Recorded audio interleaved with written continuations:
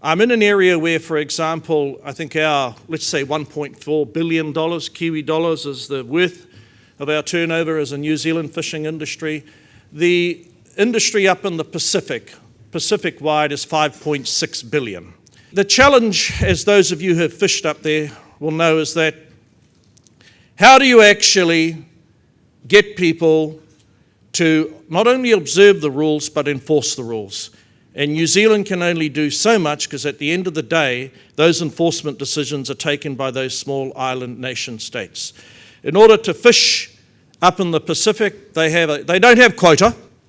They have a licensing system which is called the Vessel Day Scheme. And as Sir Peter would know, a Vessel Day Scheme works on the following promise. Whether you catch fish or not, it costs you $10,000 to purchase a day, enabling you to enjoy the entitlement to go into the sovereign waters of these island nation states and catch either skipjack, yellowfin, or the diminishing number of big eye.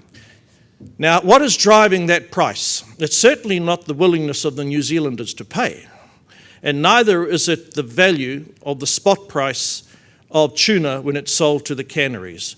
What is driving that price is the willingness of distant fishing nations such as Taiwan, such as Philippines, Indonesia, to a certain extent America, Korea, Japan, and in terms of the pelagic fishery, not really China, a willingness on their part to continue to meet the price expectations, and it'll go, in my view, from 10,000 to 12,000.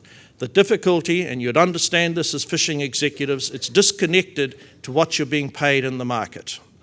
And my fear, quite frankly, is that over time, our New Zealand interests could see ourselves priced out of the harvesting sector in the Pacific.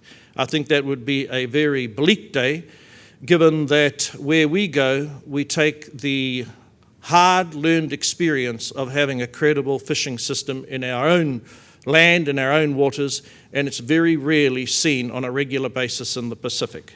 The geopolitical influences sweeping through the Pacific are large and real.